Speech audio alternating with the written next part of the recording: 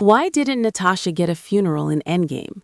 The decision not to give Natasha Romanoff, Black Widow, a funeral in Avengers Endgame, contrasting heavily with the elaborate memorial held for Tony Stark, was a deliberate choice made by the filmmakers and the actress herself. The reasoning stems from character consistency, narrative logistics regarding future films, and constraints on screen time.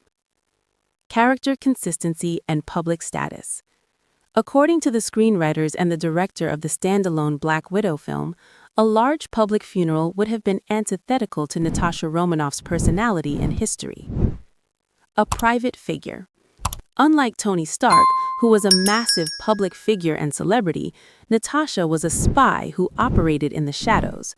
Screenwriter Christopher Marcus explained that Natasha had been a cipher for most of her life, and giving her a public funeral wasn't necessarily honest to the character. Scarlett Johansson's input. Black Widow director Kate Shortland revealed that Scarlett Johansson agreed with this approach. Johansson felt that Natasha was too private and would have hated a public spectacle. Consequently, the creative team decided that her ending should be defined by the private grief of individuals rather than a public outpouring. Narrative and production logistics. The decision was also influenced by the logistics of the Marvel Cinematic Universe's release schedule and the runtime constraints of Avengers Endgame. Future storytelling opportunities. Joe Russo, co-director of Endgame, explained that because Natasha had a standalone movie scheduled for release after Endgame, the filmmakers had the opportunity to provide closure in that movie. In contrast, Tony Stark did not have another movie, meaning Endgame was the only chance to conclude his arc. Screen time constraints. Russo also noted that with a 3-hour runtime, storytelling real estate was limited. Dedicating time to a second funeral would have extended an already lengthy conclusion. Alternative closure in Black Widow. While she did not receive a funeral in Endgame, the 2021 film Black Widow provided a form of memorial that the creators felt was more fitting. The movie concludes with a post-credit scene showing Natasha's sister, Yelena Belova, visiting a modest grave in a quiet, private location in Ohio. The headstone bears the inscription, "Daughter, Sister, Avenger," acknowledging her personal connections alongside her heroic status. Shortland noted that this private setting in the Boondocks was perfect for the character, allowing the ending to focus on the passing of the baton to Yelena rather than a public display.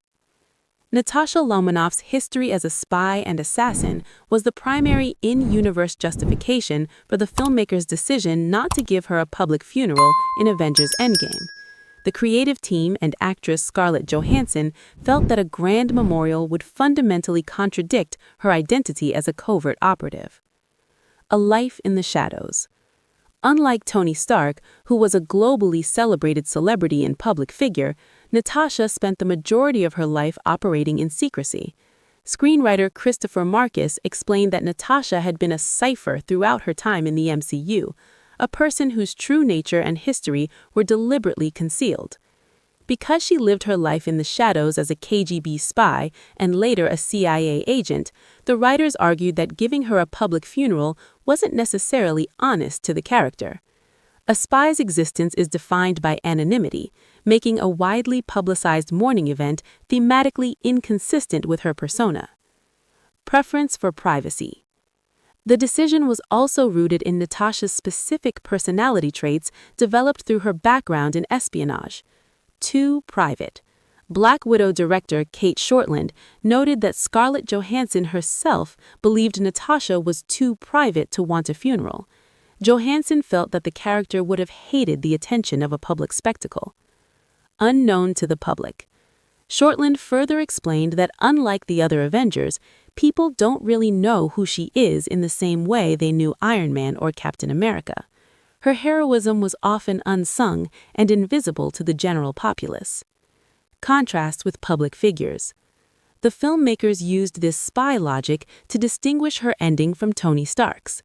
Stark's funeral was attended by nearly every hero because he was a public icon whose life played out in the media. In contrast, Natasha's connections were deep but few. As a former assassin who defected to become an Avenger, her circle of trust was small, limited to her found family. Therefore, the writers felt her loss was best honored through the private, intimate grief of her teammates rather than a state-level ceremony.